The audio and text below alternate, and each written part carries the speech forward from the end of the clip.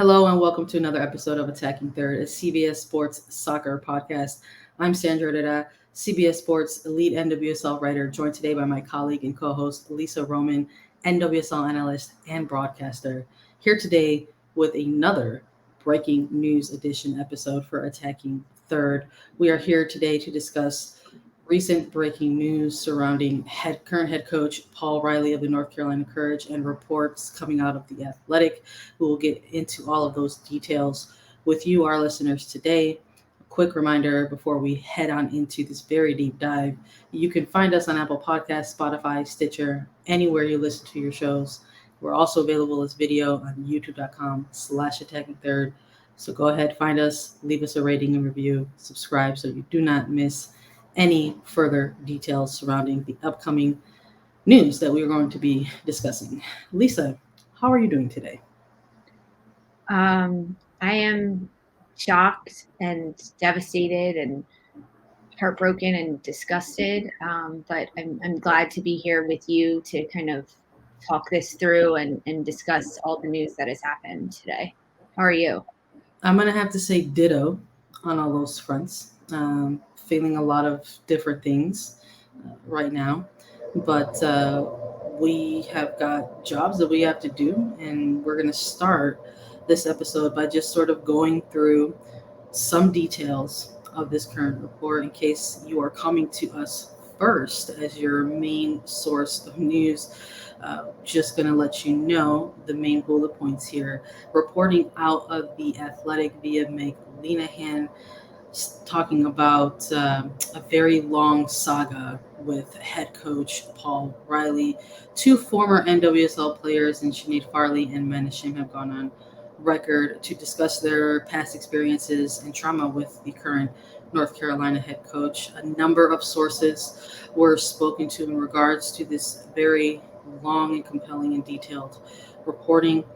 That also includes sources who were unnamed, but that also includes somebody like Alex Morgan, who was with the Portland Thorns organization in 2013, 14, and 15 during the era in which Paul Riley was the head coach of the Thorns. Um, Gone on record to help confirm some of the experiences of these players. And within the actual reporting itself, there were some statements from the league, from North Carolina Courage, and to some extent, Paul Riley in regards to the reporting. But since the article has gone live and at our time of this recording of Attacking Third episode, there has been no additional public facing statement from neither the NWSL or the North Carolina Courage at this time. Simply put, within the details of this report, and we want to encourage everyone to go and read it if they are able um, and willing to do that. Some trigger warnings for people who need them.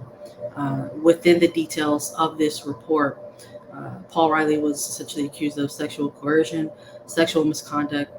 There are layers of homophobia in this story, and quite frankly, anti lesbian rhetoric throughout it, and just general inappropriate behavior, excessive drinking with players, hosting player parties at private residence.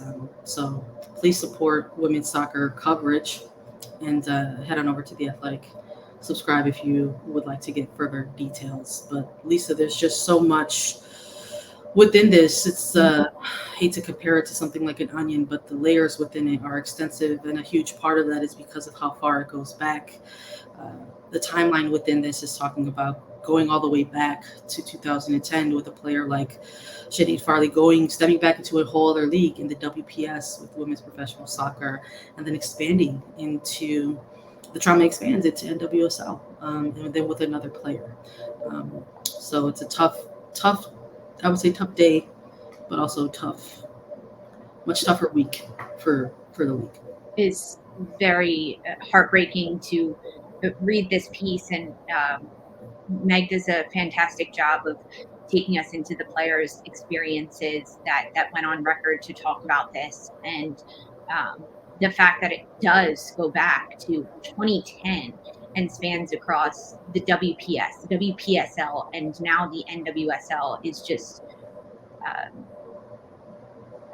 so many things. It's devastating that this could be happening for so long with so many people aware of what had been happening, and the players that were afraid to speak up or didn't know how to or tried to and were ultimately silenced, or the conversation was closed and ended with, okay, well, that's that, we'll move on from there. I think is one of the most devastating and heartbreaking things that is really coming out of this. And it's a tough article to read, and it's a tough story to dive into, but it needs to happen, and change needs to be made. And this is not the first domino to be falling in this type of situation. And um, this is the year that the NWSL put into place the anti-harassment policy.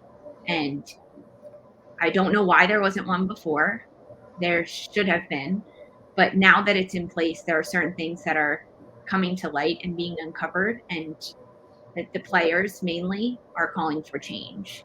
And that is powerful. I think that the players' voices is so, so powerful. Yeah. And reactions to this article that have come out, and players' voices and all of that is incredible. But change needs to happen. Yeah, definitely feels like a very transitional moment um, in time right now for the league. Um, Maybe not in a way that people expected compared to this time in 2020 as opposed to now in 2021. Um, but perhaps let's put in perspective a little bit what's how this sort of fits into a week like this, coming off of a very long, tumultuous couple of months for another specific organization in Washington Spirit, and then for the league to just recently this week announce the conclusion of those investigations, and even within those announcements, further detailing consequences that were handed out, which was an official termination to former head coach Richie Burke, and a deadline and a ban to the Washington Spirit on league governance, and just sort of seeing that and seeing the league provide that public facing statement, the announcement of the consequences, and to sort of have that and say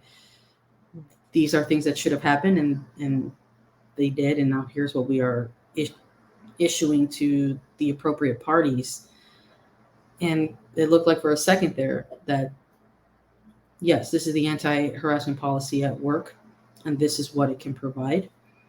And then here comes this story, and then it sort of is like a 1-2 punch where it's like, just for lack of a better metaphor, it's like one of those like Weeble, like flailing arm man, like inflatable tube arm man. It's like you're blowing one way and then you're like blowing the other. But either way, there's kind of flailing going on. I'm just sort of scrambling right now as we're, recording this as this broke. We are also reacting to it ourselves as human beings who cover this league. But it just sort of is like going one way and the other, and to sort of have this coming out, and then it's about a coach who is currently a head coach of a club at this moment, of a different club altogether, after sort of having these last 2 months that we've had with Washington Spirit. It just sort of, for lack of a better word, feels exhaustive. In all facets, whether it's mental, emotional, or otherwise. I cannot imagine the type of level of exhaustion that the players feel, whether it's current, past, present, former, future, whatever you want to call it. It's tough for us to come on here and actually talk about it a bit. Lisa, we struggled a little bit with how we would be here for both each other and our listeners. Quite frankly, we want to do our due diligence and be able to keep audiences informed, but also understand that there's a big level of emotion and layers that come with this. So it is. I agree with you 100%, Lisa. It was a heartbreaking read, but it is a very necessary read, and it's very important reporting. that was done here by Megan. It is out there now, and a lot of what we're seeing now that this has gone live is, despite there not at this current moment in time being a public facing statement from the league or North Carolina Courage, what we are seeing is reaction from the players. Before we dive into the reactions that are happening live as we're recording this and throughout this Thursday morning, one thing that I think is so important in the timeline of this story um, is that now that the news is out there and the news is fully public information, what has happened, uh, reporting back to 2010, that in 2015, during Paul Riley's head coaching stint at the Portland Thorns, he was brought into an investigation um, by Mana Shim. And that was when Alex Morgan was brought into this as a friend and a confidant to Shim to say, how do I handle this and what do I do? And Shim, with the help of Alex Morgan, who is a name that 99% of the people know in this league and in this soccer community, is probably the biggest name attached to this story. She was involved in this, in Yeah. helping bring light to the situation that was Paul Riley and all of his actions with the Portland Thorns. They went to the HR director at the Thorns. They went to the owner at the Thorns. They had to try and find the HR director. That was a part of the story to see. Yeah, a huge part of the story. It wasn't written there in black and white. Hey, this is your HR contact that you can reach out to. They were trying to do it anonymously because of all the repercussions that a coach like Riley, unfortunately, has in this type of environment in soccer, in the soccer hierarchy of the world. He is a person that pulls a lot of strings and has been at a lot of places and has a lot of respect of other coaches and other organizations and leagues ahead of this news that has been broken. So players didn't want to come forward, which we see so frequently, which is another heartbreaking aspect of this, that players don't want to be vulnerable themselves for fear of repercussions of reporting something like this. So with the help of Alex Morgan, Shim, after finding the HR director, was able to try to report this. And that's when players said, why are we not protected? Why, when we look at the handbook, does it protect the league and the teams and the clubs, but the individual employees are not protected? This was in 2015, and it took until 2020 for an anti-harassment policy to be put into yeah, 2021. 2021. Excuse me. Yes.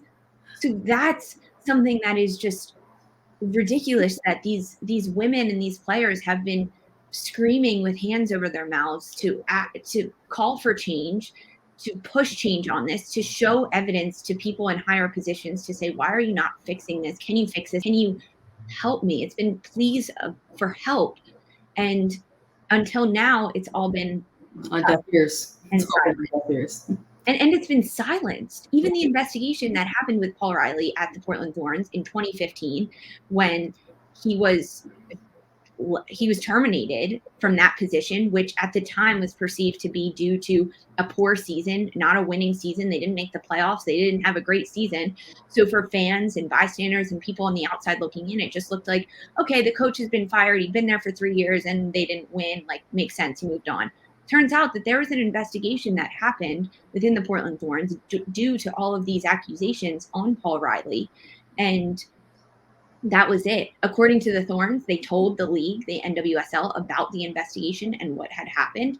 Yet months later, he is hired again by the Flash, the New York Flash, another team in the NWSL. So that is something that is baffling to me, that you can have evidence apparently reported to you and turn a blind eye and say, well, we're going to hire him anyway. Yeah. No, that's where you look at these points in a report like this, and it's additional evidence to the fact that this is a systematic problem.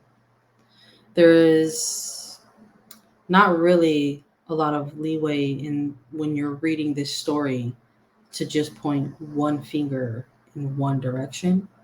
Um, there's a very large picture that is painted, and that is that the problem has A, been ongoing, and B, that it is systematic. That there is currently, the way things are ran right now is how somebody like Paul Riley continued to be able to pursue coaching positions in this league. And while we're getting into the reaction side of things now, this is a coach that went to, at the time, the Western New York Flash, won a championship, and then relocated to North Carolina as the team was relocated and rebranded as the North Carolina Courage, and continued to have success on the pitch. And I think that's an aspect of it that made the players and people involved so frustrated, that he had such ability to win and have success in what he was doing, looking from the outside in.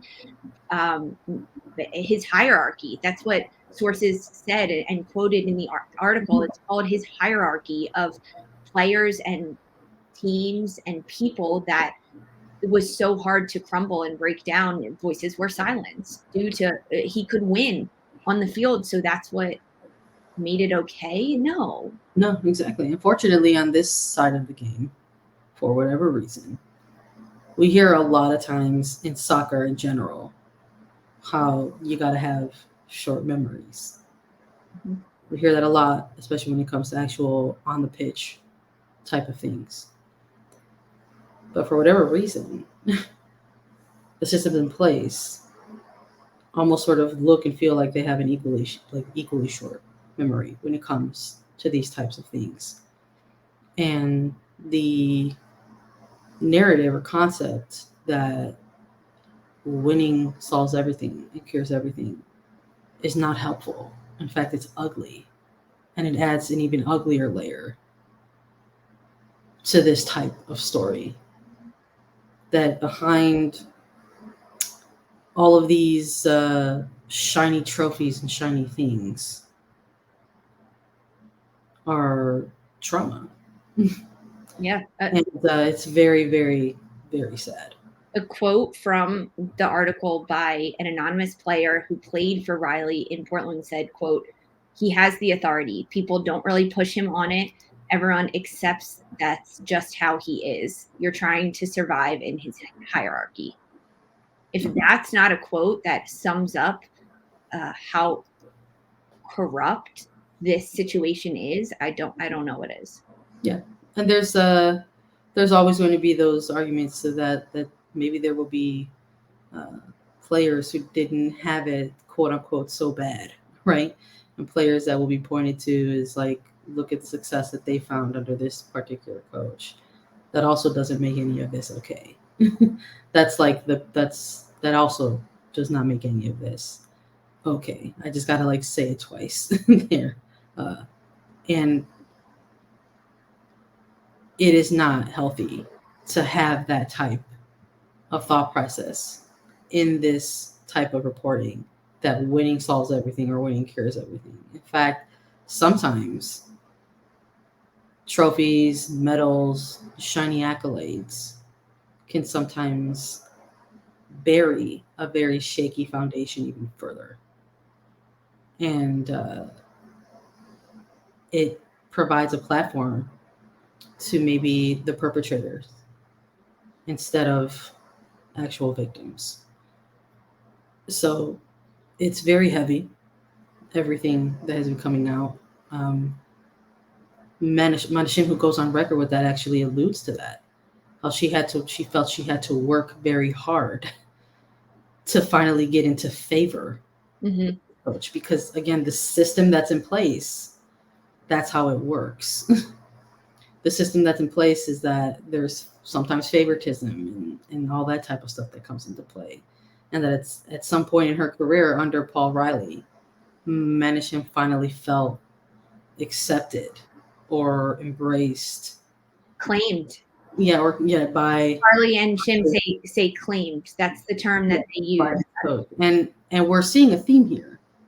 And we're seeing a theme. We're seeing a theme because when you dip into something with the Washington Spirit and the reporting that came out there, where somebody like Kaya McCullough went on record echoing similar sentiments, that there will always be players that these types of coaches show favor to. And then there will always be players who will be either singled out and they will make a choice, and that will either be to leave, exit the game, or they will somehow, some type of way, perhaps try to make a choice to continue pursuing being a professional athlete in an attempt to get into these coaches' good graces. So the hierarchy here is a big component of this. It's all of the systematic things that we have been talking about right now. Sandra, you mentioned the term and how it doesn't seem right to compare it to an onion, but the layers of this reporting, of course, some of the most horrific claims and accusations being about the sexual coercion, but even the excessive drinking with players, taking them out to bars, having them at Paul Riley's own house for extended stays, an extended period of time to party. That's even alarming when you look at just that.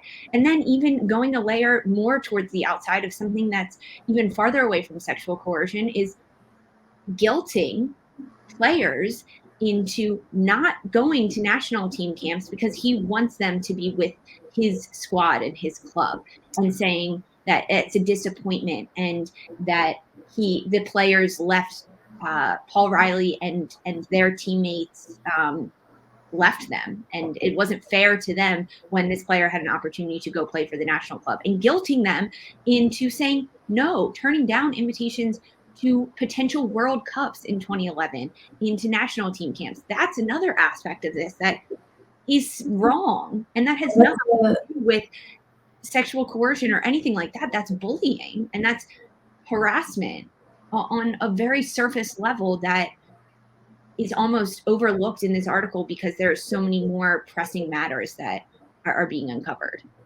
It's laughable in terms of a defense mechanism that I'm putting on here, in that it's on brand for this particular coach. It's on brand. I'm not saying anything that's not brand new here. People can go to Paul Riley's Twitter and see for themselves that, he's made comments about scheduling issues or players being absent due to international windows or national team games, et cetera, et cetera.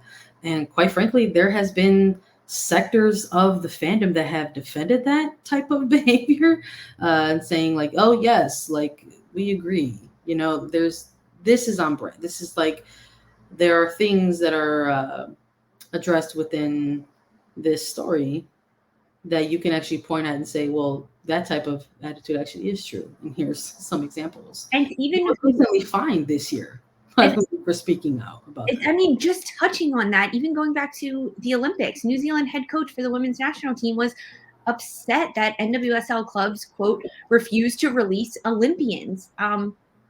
One of those being Paul Riley. I don't know what that means. There's a lot out there for sure. In terms of, it's hard to gauge in terms of what comes next. Let's look at some of this reaction, because a lot of it, Lisa, all of it, quite frankly, is actually on the player side of things. Again, at the time of this recording, there hasn't been a public-facing statement from the Courage nor the league. But at the time this reporting went live via The Athletic, there was a direct statement from the National Women's Soccer League Players Association addressing the current reports. There was a pretty, I don't want to say damning, but it was definitely an assertive statement, and it's an important statement because in the top of their statement, they immediately extended support to their fellow players. And it wasn't just Sinead Farrelly and Mana Shim. They included Kaya McCullough, and they included additional players who may have, gone as a source, whether it was on record or not. And it was a very good statement that also provided additional resources to players out there. And that includes a hotline, an anonymous hotline for them. That also includes a sports psychologist to check in, confidentially.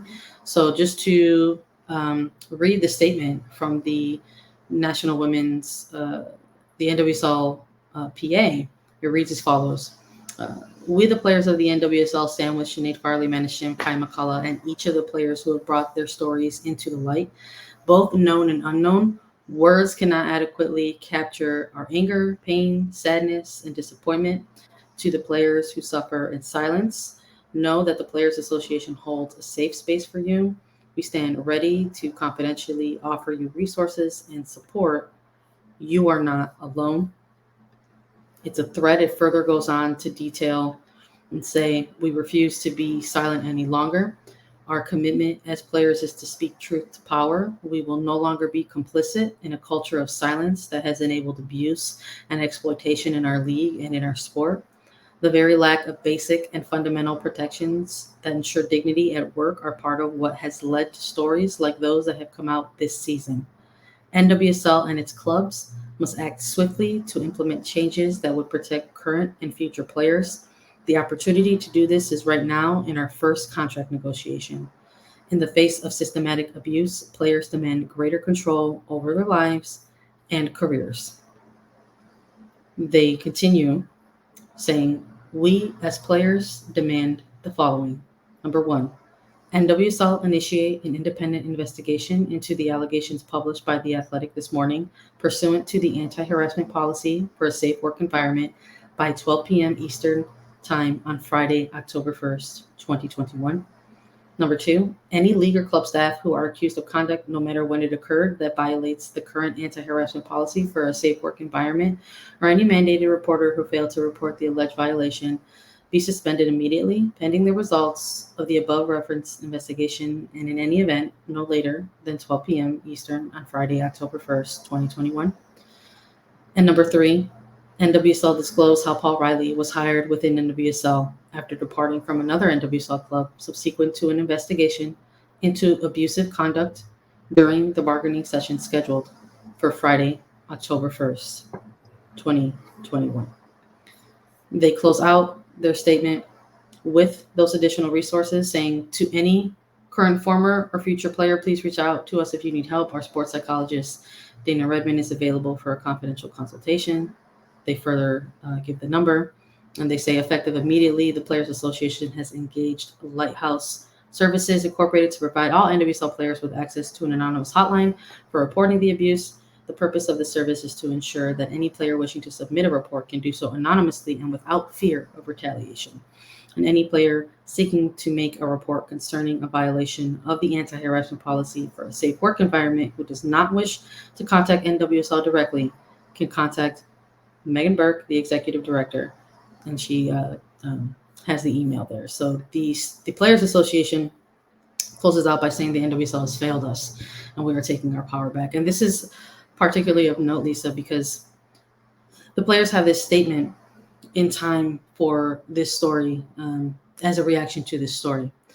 And it is important to note and highlight that they include the fact that there is ongoing negotiations for a potential collective bargaining agreement. This same collective bargaining agreement that has never existed, that when it does get hammered out, will be the first of its kind to exist within the NWSL. I thought it was a very direct and very good statement. This is a players association that we can see are taking the steps to try and ensure that players are protected in this league. For people who don't know or are unaware, the Players Association recently became a recognized union. They are an affiliate of the AFL-CIO.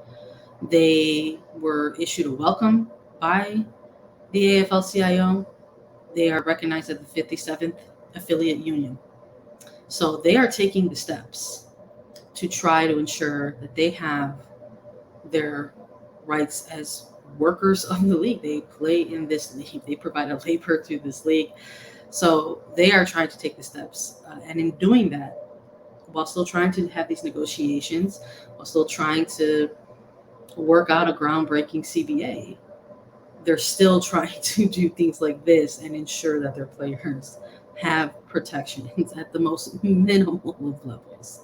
I think the biggest takeaway for me, or the biggest summary of what the NWSL Players Association is saying, is the very last words they had written in the statement. The NWSL has failed us. We are taking our power back. Those words have never rung more true, because this Players Association isn't just saying we support the players that have stepped forward and spoken and been sources on this, the ones that haven't, that are still suffering. Here's a hotline for us. Here's our executive director that you can reach out to and talk to. That's not it. That's not all they're saying. They're demanding more of the league. They're demanding that within 24 hours that an independent investigation has been started. That's tomorrow at noon, Friday at noon.